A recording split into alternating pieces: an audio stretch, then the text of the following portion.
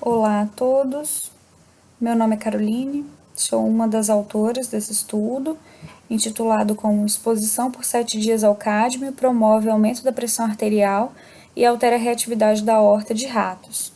Nosso grupo de estudo é do programa de pós-graduação em Ciências Fisiológicas da Universidade Federal do Espírito Santo. E bom, diversos estudos apontam que a exposição crônica ao cádmio promove disfunção vascular e hipertensão.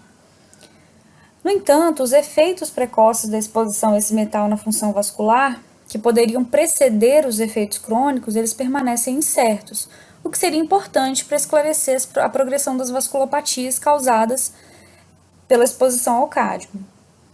Então, o objetivo do nosso estudo foi investigar os efeitos da exposição por 7 dias ao cloreto de cádmio sobre a pressão arterial e sobre a função da artéria aorta.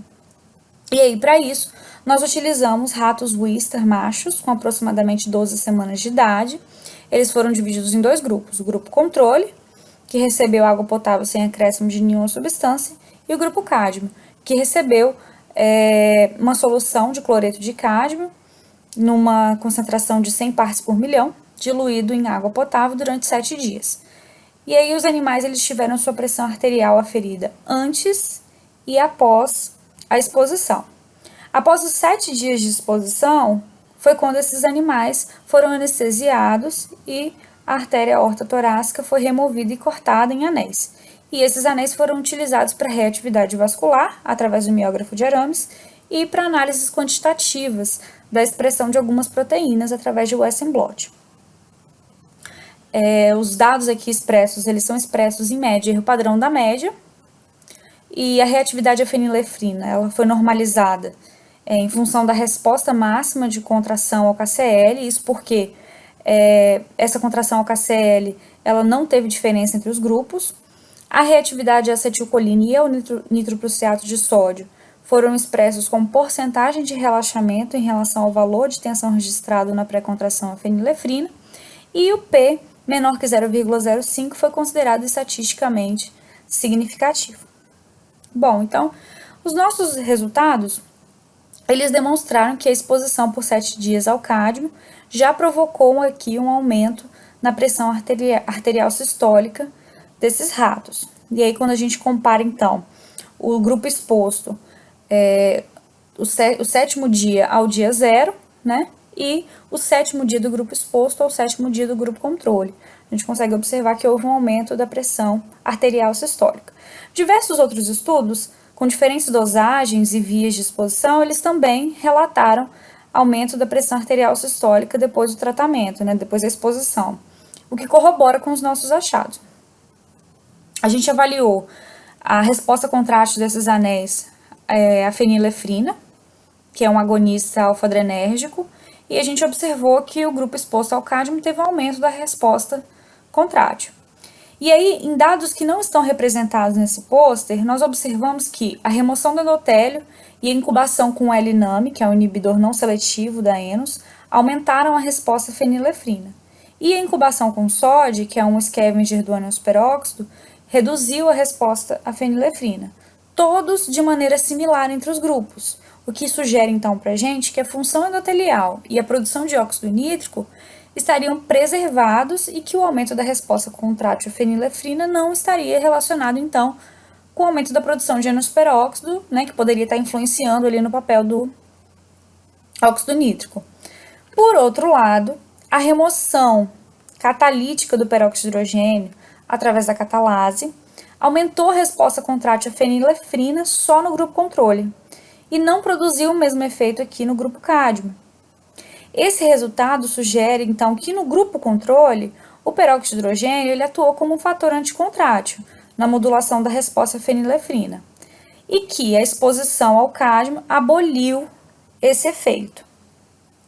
E aí, corroborando com esse achado, a expressão da catalase no grupo cádmio também estava reduzida, possivelmente por uma redução no substrato.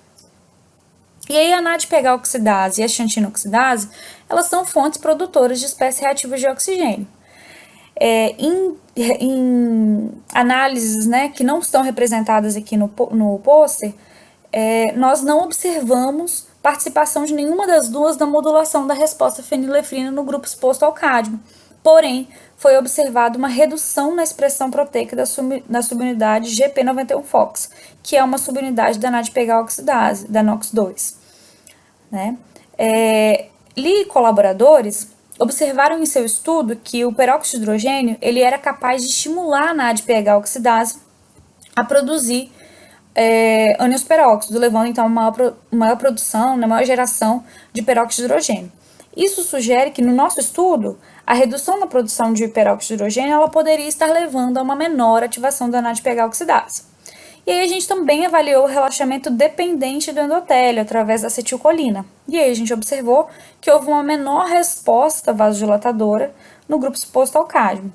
E aí, para poder verificar se o prejuízo na resposta vasodilatadora era causada por uma redução, uma alteração na produção de agentes vasodilatadores no endotélio, ou pela sua ação lá no músculo liso, a gente também testou o relaxamento independente do endotélio, aqui com anéis que tiveram seu endotélio removido, né? Através do nitroprusiato de sódio, a gente testou. E a gente observou que houve também uma redução da resposta no grupo experimental, aqui. O que sugere, então, que existe a participação de outros fatores que independem do endotélio no prejuízo do relaxamento induzido pelo óxido nítrico. E aí, por isso, nós realizamos uma curva de nitroprusiato com o inibidor da guanilato ciclase, que é o azul de metileno. E aí, o azul de metileno, ele aboliu a diferença entre as curvas, né, de relaxamento no nitroprusiato dos grupos controle e cádmio. E aí, juntos, então, esses resultados eles vão sugerir que a alteração do relaxamento no grupo experimental ela estaria sendo mediada pela redução da atividade da guanilato ciclase. E aí, na literatura, um dos mecanismos sugeridos para a ação vasodilatadora do peróxido de hidrogênio nos vasos é através da via associada ao óxido nítrico e a guanilato ciclase. O peróxido de hidrogênio, ele age, então, ativando a guanilato ciclase e gerando acumulação de guanosina monofosfato cíclica, que desencadeia a vasodilatação. E aí, dessa forma, nesse estudo, a gente poderia, então, sugerir que a redução do peróxido de hidrogênio poderia estar causando uma redução na ativação da guanilato ciclase. Então, em conclusão, né, o nosso estudo, ele demonstrou que a exposição ao cádmio por 7 dias promoveu um aumento da pressão arterial sistólica e reduziu o peróxido de hidrogênio, que possivelmente provocou uma menor ativação da NADPH oxidase e uma menor ativação da guanilato ciclase solúvel, com consequente redução do relaxamento do músculo liso vascular.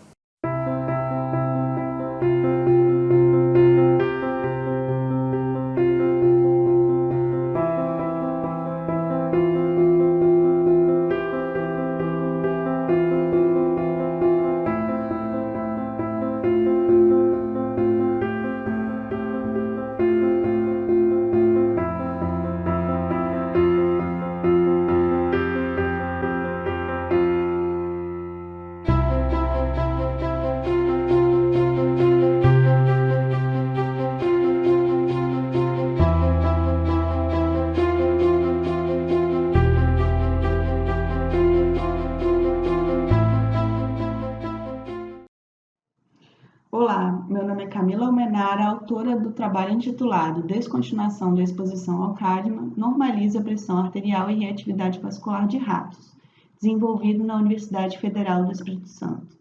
O cádmio é um metal pesado utilizado na indústria e sua presença em fertilizantes, bem como em rejeitos de atividades siderúrgicas, como aquelas espalhadas durante os acidentes de Mariana e Sobradinho, contaminam então os solos e as águas, expondo a população a esse metal.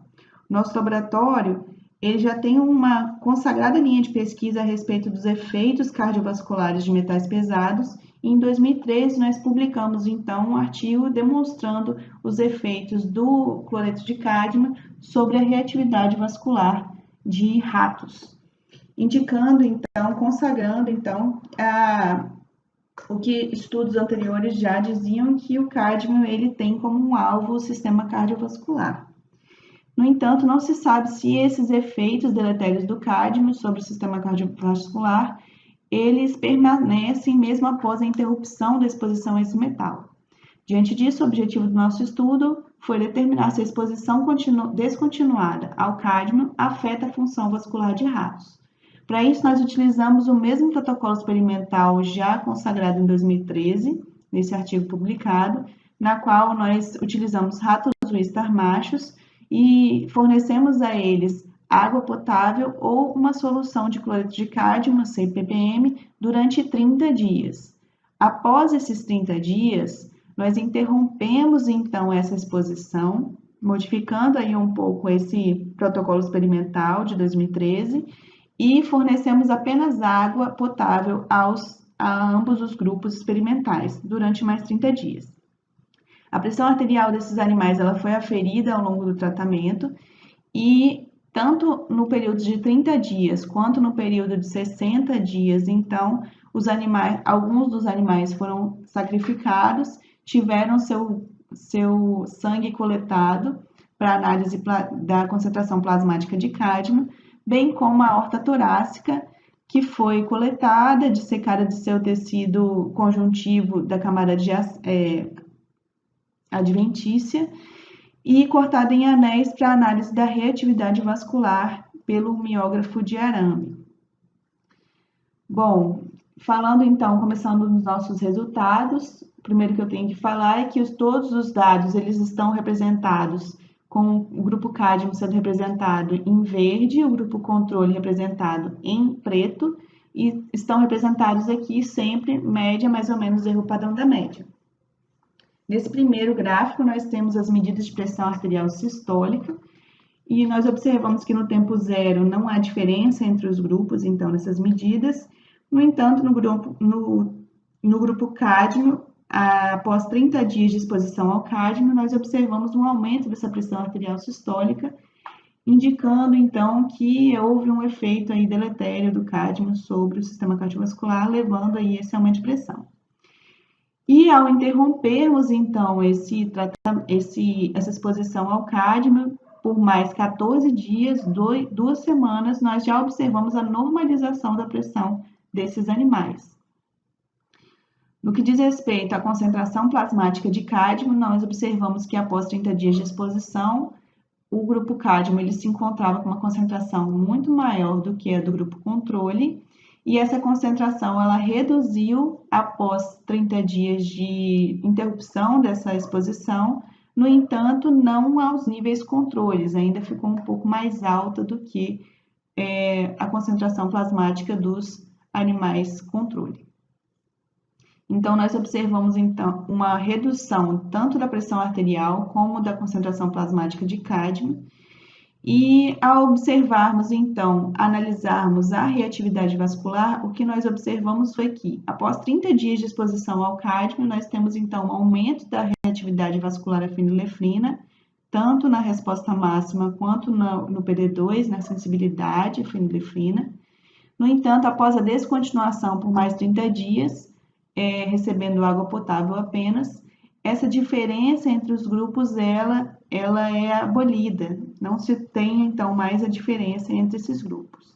Ao analisarmos as vias de agentes vasoativos, inibindo, então, essas vias, nós observamos que, com a inibição do óxido nítrico, da óxido nítrico sintase, pela incubação com o L-ename, nós observamos que a curva do grupo cádmio ela foi deslocada para a esquerda, indicando, então, uma maior participação do óxido nítrico. No caso da incubação com a sódia, a superoxidismutase, nós temos um deslocamento da curva para cima, um aumento da reatividade, então, à fenilefrina, indicando, então, uma participação de algum agente modulatório e inibitório de espécie reativa de oxigênio, para ali a reatividade vascular no grupo cádmio. Nós inibimos, então, a superoxidismutase endógena através do seu inibidor, DTCA, e observamos aí uma redução da resposta em relação ao grupo controle, da resposta do grupo cádmio em relação ao grupo controle, indicando, então, que realmente o DTCA, a superoxidismutase endógena está participando dessa modulação aí aumentada da reatividade vascular, e quando nós inibimos varremos, então, o peróxido de hidrogênio através da incubação da catalase, que é um varredor enzimático de peróxido de hidrogênio, nós observamos o mesmo padrão, o mesmo comportamento que o DTCA, com uma redução da reatividade vascular em relação ao grupo controle. No que diz respeito à expressão proteica, nós utilizamos, então, partes desses anéis que foram rejeitados aqui, que não foram utilizados para a reatividade vascular, nós analisamos a expressão proteica desses anéis de aorta e observamos aqui que o grupo cádmio, ele observou-se um aumento da expressão da enos fosforilada na serina 1177, que é a sua enos, então, na sua atividade, então, é a enos ativada, bem como o aumento da expressão da superoxidismutase na isoforma 2 e também da catalase. Todos esses, então, corroboram com os nossos dados que indicam, em conclusão, que a descontinuação da exposição ao cádmio restaura a pressão arterial e normaliza a reatividade da aorta, provavelmente por um aumento das defesas antioxidantes e da ativação da via da óxido nítrico sintase. Então, o que nós observamos aqui foi um aumento da expressão da SOD, e isso pode ter contribuído para um aumento da produção de peróxido de hidrogênio, e esse peróxido, então, ele foi varrido por um aumento da expressão da catalase, e esse aumento de peróxido de hidrogênio também observado pode ter levado aí um aumento da ativação da óxido nítrico sintase, contribuindo aí para esse estado de normalização da resposta contrátil à fenilefrina observada nos animais que tiveram a descontinuação do tratamento com o cádmio. Muito obrigada.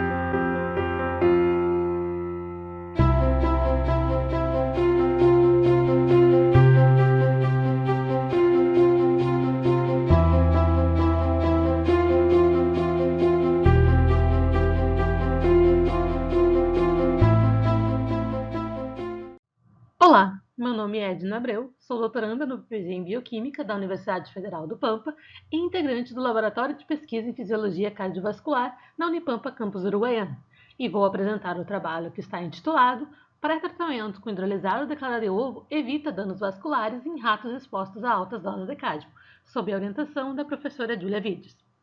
O cádmio é um metal pesado altamente tóxico a vários sistemas, dentre eles o sistema cardiovascular. A exposição a este metal ela ocorre de maneira aguda ou crônica, em baixas ou altas doses, de forma acidental ou por desastres ambientais, como os registrados no Brasil recentemente, nas cidades de Mariana e Brumadinho. Um dos principais mecanismos de dano induzidos por cádmio em diversos tecidos está relacionado ao estresse oxidativo, inclusive em artérias de resistências mesentéricas, que são sensíveis à ação especialmente de espécies reativas de oxigênio. Assim, a busca por alternativas terapêuticas derivadas de um alimento funcional com propriedades antioxidantes, como hidrolisado de clara de ovo, obtido por piscina por 8 horas, que possam prevenir os efeitos danosos desse metal, são importantes. Por isso, nós investigamos os efeitos do pré-tratamento com hidrolisado de clara de ovo sobre os danos cardiovasculares induzidos pela exposição ao cloreto de cádmio.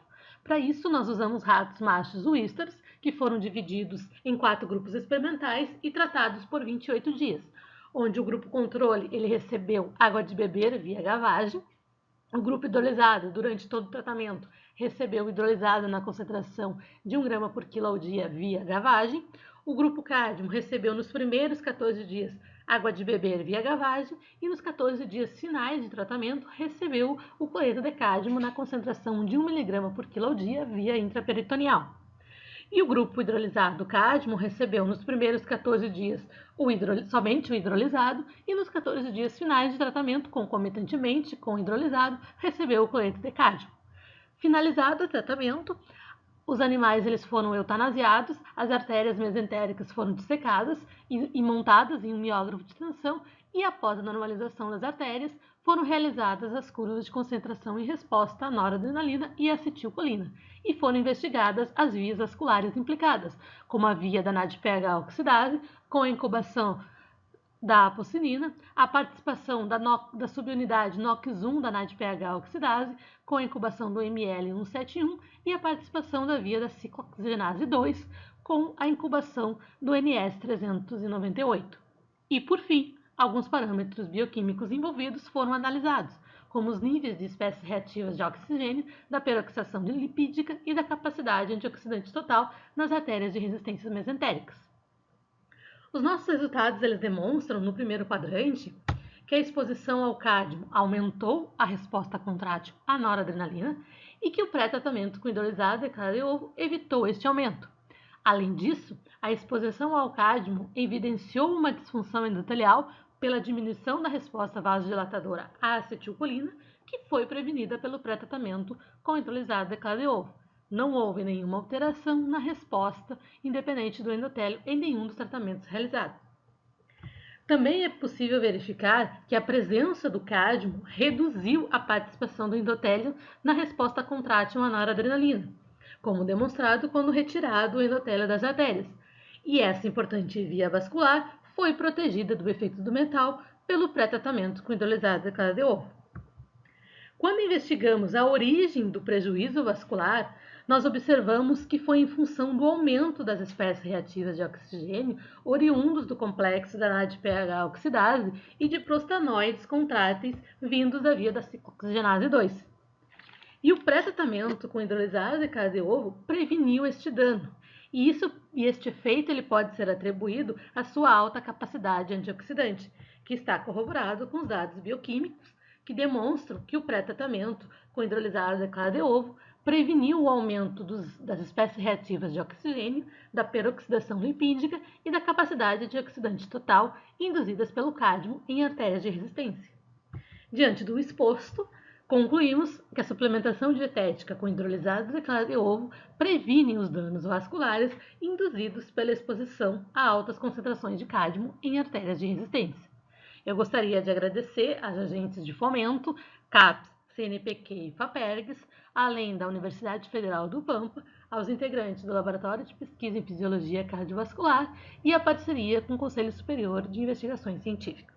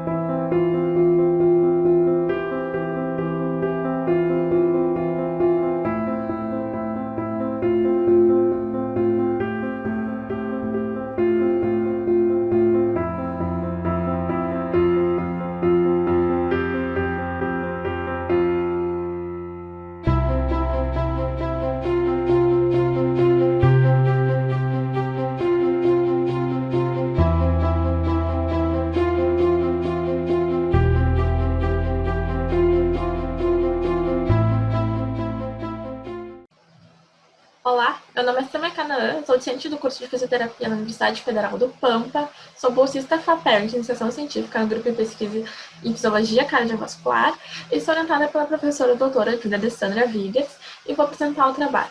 O efeito protetor do hidrolisado de clara de ovo em artérias de condutância de ratos expostos ao cádmio.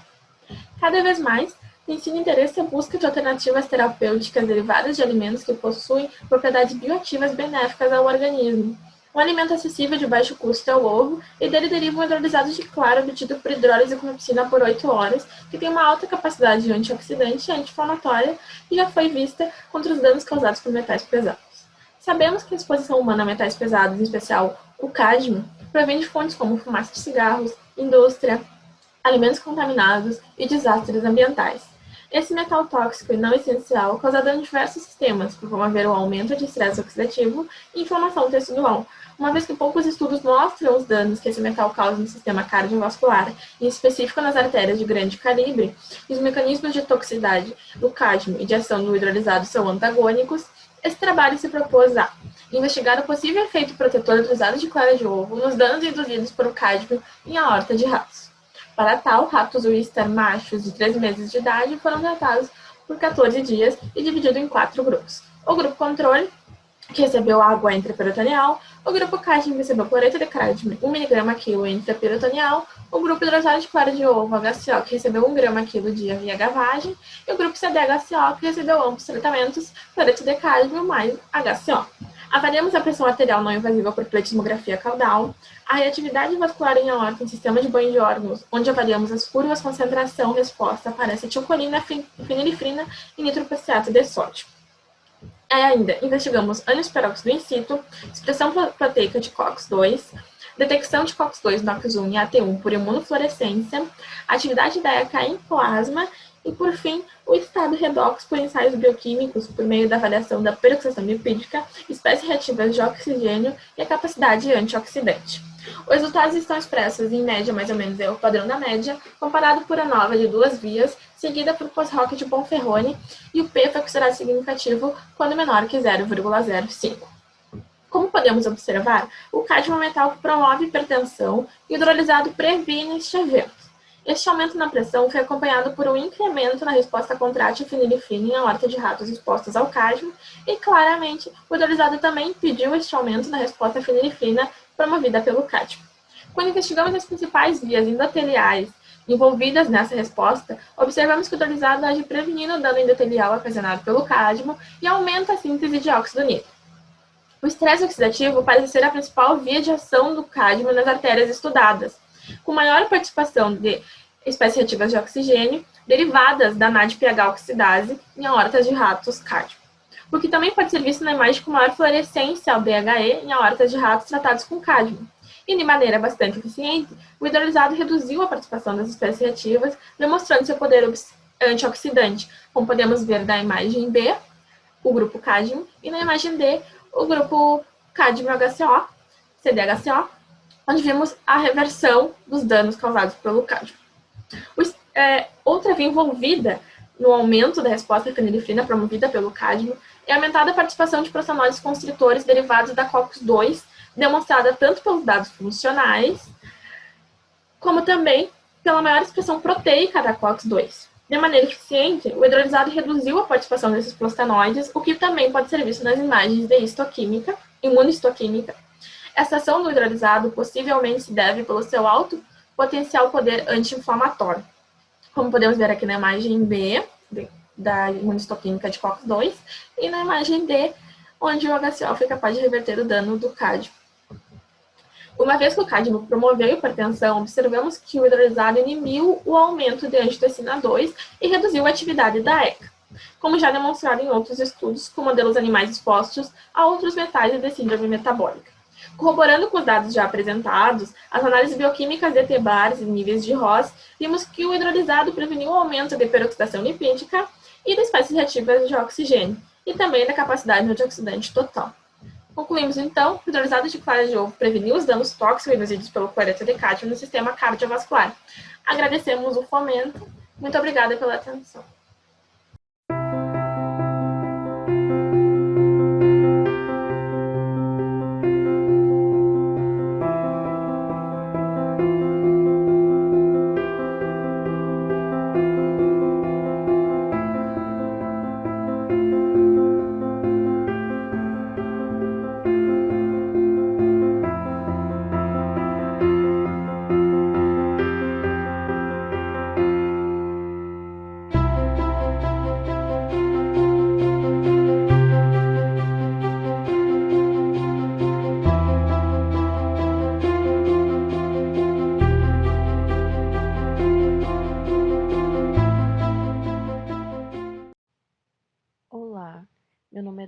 dia, eu sou aluna da Faculdade de Medicina da Universidade de São Paulo, no programa de mestrado de Fisiopatologia Experimental. O título do meu trabalho é o efeito da exposição crônica ao material particulado fino no tecido cardíaco de camundongos NZBWF1. Muitos estudos epidemiológicos e toxicológicos já demonstraram que a inalação de poluentes atmosféricos está diretamente associada ao desenvolvimento de doenças. Dentre os poluentes atmosféricos, destaca-se o material particulado fino, pela sua capacidade de passar pelo trato respiratório, chegar até os alvéolos e, consequentemente, até a circulação sistêmica. Assim, a literatura já mostra que a exposição a altas concentrações do material particulado representa um grande risco para o desenvolvimento e até o agravamento de algumas doenças. Dito isso, sabemos que o lúpus eritematoso sistêmico é uma doença crônica inflamatória de natureza autoimune que pode ser influenciada por fatores hormonais, genéticos e ambientais. O lúpus é caracterizado pela produção de autoanticorpos que acometem diversos órgãos, dentre eles o coração. Nesse contexto, a poluição atmosférica pode ser um fator determinante para a progressão da doença e o comprometimento cardiovascular. Então, o objetivo desse estudo é investigar se a exposição ao material particulado fino proveniente da cidade de São Paulo promove o aumento da inflamação e remodelamento no tecido cardíaco e vascular de animais que desenvolvem espontaneamente o lúpus eritematoso sistêmico. Então, neste trabalho, nós utilizamos um modelo animal que desenvolve espontaneamente o lúpus eritematoso sistêmico, o animal NZBWF1, sendo possível, então, estudar os sinais e sintomas da doença, assim como seus possíveis agravantes. Foram utilizados 20 animais fêmeas, onde esses animais foram divididos em dois grupos, grupo controle, que foi exposto ao ar filtrado, e o grupo exposto ao material particulado. As exposições tiveram duração de 4 meses e foram iniciadas aos 2 meses de idade. Para realizar as exposições a material particulado, nós utilizamos um concentrador de partículas ambientais localizado na FM-USP. Esse concentrador ele possui 2 câmaras, onde os animais do grupo controle são expostos ao ar filtrado e os animais do grupo exposto são expostos ao material particulado coletado da cidade de São Paulo. As partículas que são direcionadas à câmara de ar poluído passam por um filtro que permite apenas a passagem de material particulado 2,5 ou menor que este, ou seja, material particulado fino. Ao final do período de 4 meses de exposição, os animais foram eutanasiados, o coração foi coletado e o material foi fixado em paraformaldeído e posteriormente foi processado para análise histológica. Para o estudo morfométrico, foram utilizados cortes transversais do coração e corados com a coloração de hematoxilina e eosina. Após a confecção das lâminas, para análise da hipertrofia cardíaca, além do peso do coração que foi coletado no momento da eutanásia, nós também quantificamos cardiomiócitos individuais em secção transversal, e esses cardiomiócitos nós quantificamos próximo ao músculo papilar. Além disso, nós também realizamos a coloração de microcílios para quantificar a fibrose intersticial, que foi realizada utilizando o software ImageJ, que ele diferencia as cores por pixels, então ele permite o cálculo da fração de fibrose expressa como porcentagem. Então, nos nossos resultados parciais, para identificar se a poluição poderia influenciar no peso corpóreo, no ganho de peso, nós acompanhamos esse ganho durante os 4 meses de exposição e não observamos diferença significativa entre os 2 grupos. Após a eutanásia dos animais, nós obtivemos os pesos dos corações e esses pesos foram normalizados pelo peso corpóreo, onde entre os 2 grupos não observamos também diferença significativa, quando comparado o grupo controle e o grupo exposto. Quanto à análise da área relativa dos cardiomiócitos, observamos um aumento no grupo que foi exposto à poluição atmosférica quando comparado ao grupo controle. Por último, Quando avaliada a área relativa de fibrose, observamos uma porcentagem maior nos animais que foram expostos à poluição em relação aos não expostos. Então, os achados preliminares desse estudo sugerem que a exposição a material particulado fino tem efeito hipertrófico nas células cardíacas e promovem o aumento da deposição de colágeno no miocárdio dos animais com lúpus. Para melhor entender esses mecanismos, os próximos passos do nosso trabalho serão análises imunohistoquímicas de alguns marcadores, entre eles alguns marcadores que são característicos do lúpus, além deles marcadores de estresse oxidativo, marcadores inflamatórios, de proteínas contráteis e do sistema renina-angiotensina. Além disso, também serão feitas análises morfométricas e imunohistoquímicas em grandes vasos. Muito obrigada pela atenção.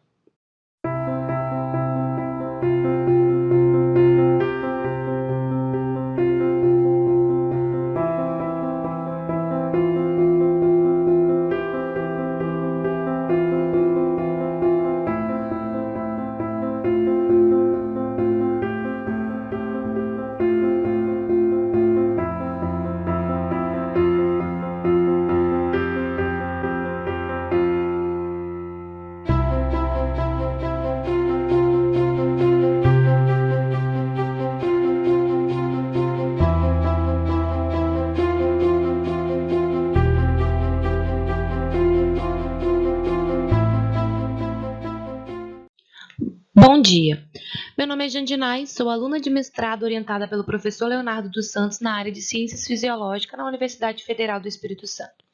O título do trabalho é Efeitos da sobrecarga aguda de ferro sobre a função miocárdica e concentração de cell-free DNA no plasma de ratos. O ferro é um elemento químico essencial à homeostase por estar envolvido em muitas reações químicas. Ele é adquirido naturalmente a partir da alimentação. Porém, sabe-se que o excesso deste mineral pode promover danos devido ao acúmulo no tecido, incluindo no sistema cardiovascular. O cell-free DNA são fragmentos de DNA livres circulantes no plasma, que vem sendo utilizado como marcador de dano em diferentes tecidos. Por isso, o objetivo do trabalho é estudar os efeitos da sobrecarga aguda de ferro sobre a contratilidade miocárdica e os níveis de cell-free DNA na circulação em modelo animal.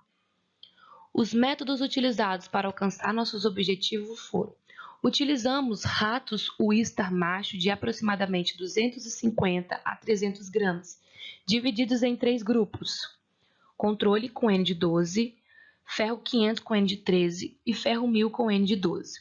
De acordo com o grupo pertencente, o animal recebeu ou solução salina ou o ferro.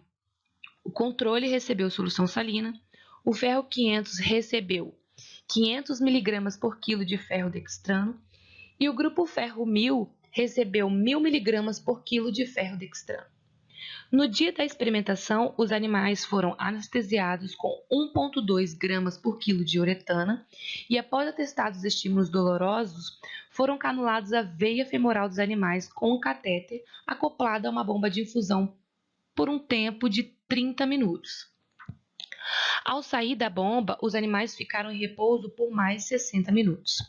Findado o protocolo, foram feitas coletas dos órgãos, em particular o coração para análise in vitro da mecânica do músculo papilar isolado e o plasma para mensurar os níveis séricos de ferro e os níveis circulantes de cell-free DNA.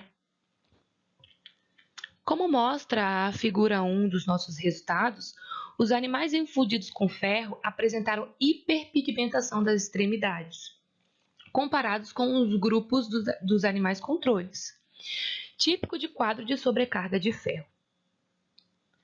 Da mesma forma, como indica na figura 2, os níveis de cell-free DNA plasmático e os níveis de ferro sérico apresentaram-se elevados no grupo ferro 1000, representado pela barra roxa nesses dois gráficos. O gráfico 3 indica a força de contração do músculo papilar, e apesar de não ser detectadas alterações significantes da força sob condições basais, as figuras seguintes, a 4 e A5 indicaram uma depressão da resposta à potenciação pós-pausa, como mostra na figura 4, representado pelos triângulos, e da resposta beta-adrenérgica, representada na figura 5, pela barra roxa. Em contrapartida, o gráfico 6 mostra que o grupo ferro 1000 mostrou-se mais responsivo ao cálcio extracelular. Dessa forma, os dados sugerem que a exposição aguda ao ferro por 30 minutos em ratos já é capaz de elevar os níveis de cell-free DNA circulante e alterar a resposta contrátil do miocárdio. Obrigada.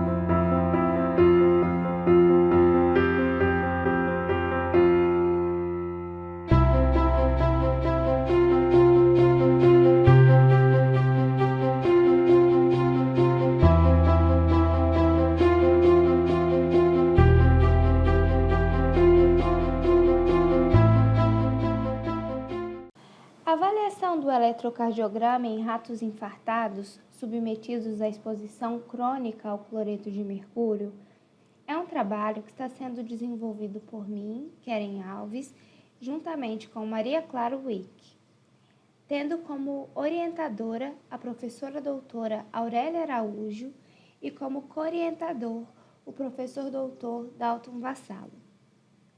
Muitos estudos relacionam a intoxicação por mercúrio a complicações cardíacas como o infarto do miocárdio.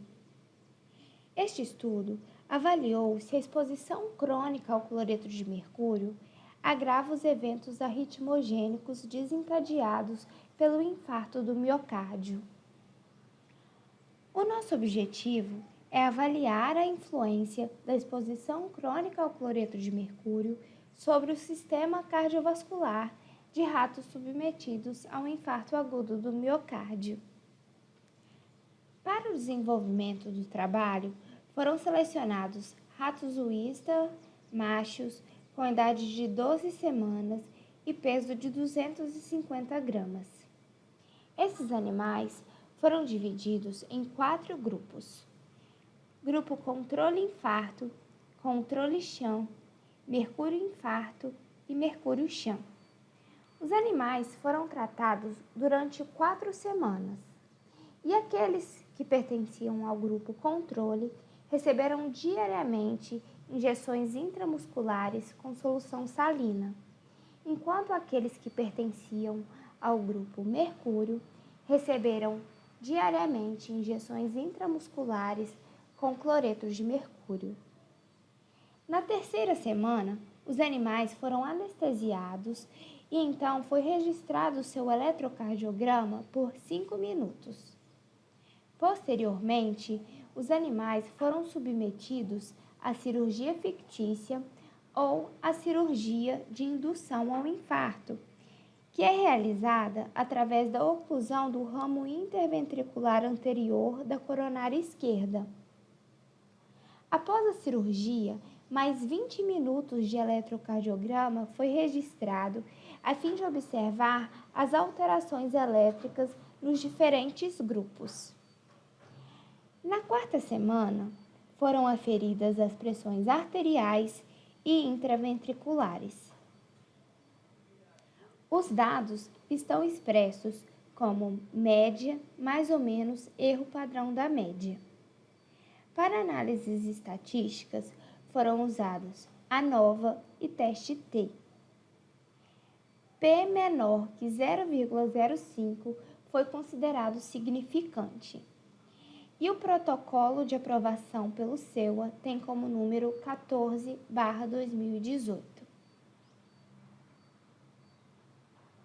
Na figura 1 dos resultados, podemos observar que não houve diferença quando comparamos o grupo salina infarto e o grupo mercúrio infarto.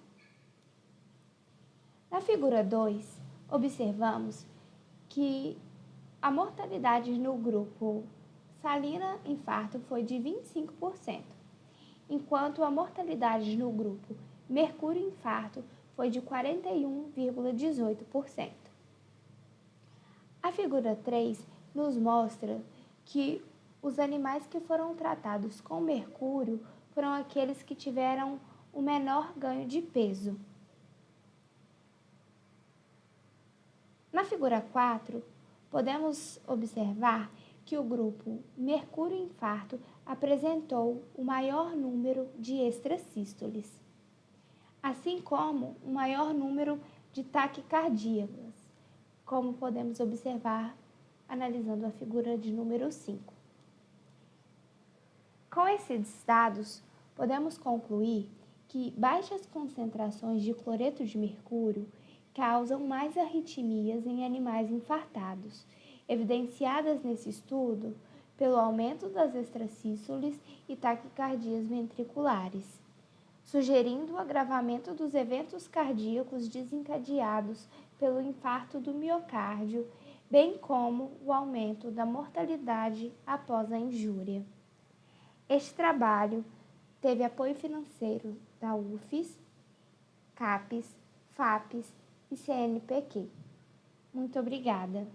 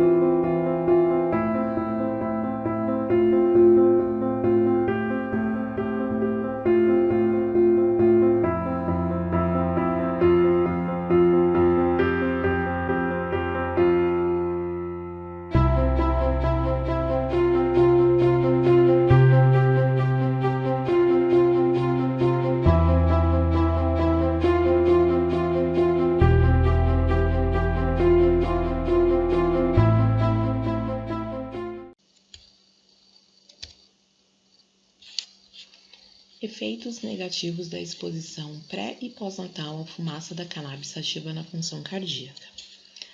A cannabis sativa é a substância de abuso mais consumida no mundo entre os adolescentes e principalmente entre as gestantes. Estudos experimentais têm evidenciado um aumento de mortes e complicações cardiovasculares, já que os efeitos sobre o seu uso na saúde são de difícil interpretação devido aos diversos fatores de confusão. Assim, desenvolvemos um modelo animal de exposição à exposição crônica à fumaça de cannabis sativa para mimetizar o uso dessa substância em humanos. Objetivo: o objetivo deste trabalho é avaliar se a exposição à fumaça da maconha durante a gestação e na vida adulta pode afetar os parâmetros cardiovasculares em animais balbicem.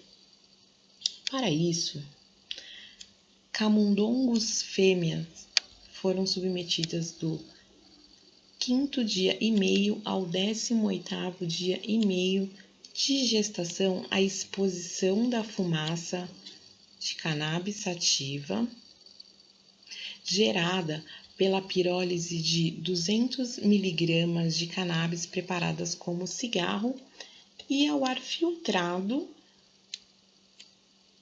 por 5 minutos diários. No final do desmame, no 21º dia pós-natal, os filhotes foram separados em 4 grupos denominados: Grupo 1, CSCS, onde a exposição pré e pós-natal a cannabis. Grupo 2, AF-AF, onde a exposição pré e pós-natal ao ar filtrado. Grupo 3, CS-AF, onde a exposição pré-natal a cannabis e pós-natal ao ar filtrado. Grupo 4, AF-CS, onde a exposição pré-natal ao ar filtrado e pós-natal a cannabis sativa. Esses grupos foram expostos até os 90 dias de vida e avaliados através do exame de ecocardiograma. Resultados. Peso corporal. O peso corporal do grupo 1 encontra-se diminuído comparado aos outros grupos. Lembrando que o grupo 1 é o período de exposição, é onde ocorreu o período de exposição a cannabis, tanto no pré quanto no pós. Peso do coração encontra-se aumentado no grupo 4, onde o período de exposição é apenas pós-natal. E a relação peso do coração, peso corporal, encontra-se aumentado no grupo 4, onde a exposição foi apenas no período pós-natal.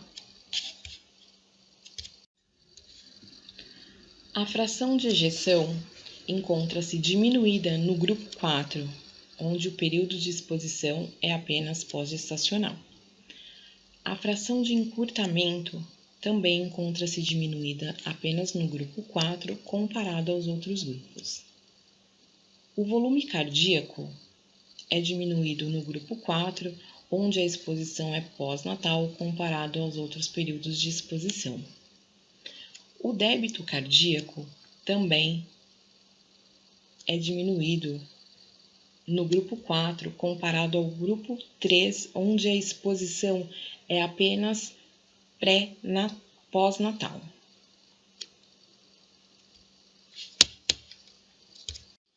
A espessura do septo intraventricular encontra-se aumentado no grupo 1, onde ocorreu a exposição no período pré e pós-gestacional, comparado ao grupo 2, onde a exposição é apenas ao ar filtrado nos dois períodos de exposição, e diminuída no grupo 4, comparado aos outros grupos onde ocorreram a exposição em algum momento da vida. A espessura da parede posterior do ventrículo esquerdo é diminuída no grupo 4 comparada aos outros grupos onde houve a exposição em algum momento da vida. A dimensão interna do volume do ventrículo esquerdo na diástole é diminuída no grupo 4 comparado ao grupo 1, onde ocorreu a exposição nos dois períodos, e ao grupo 3, onde a exposição é apenas pré-natal. E a dimensão interna do ventrículo esquerdo na sístole é diminuída também no grupo 4, comparado ao grupo 2, onde há dois períodos de exposição, e ao grupo 3, onde a exposição é apenas pré-natal. Com isso, concluímos que as diferentes combinações de exposição pré-natal com pós-natal à fumaça da cannabis sativa podem ocasionar predisposição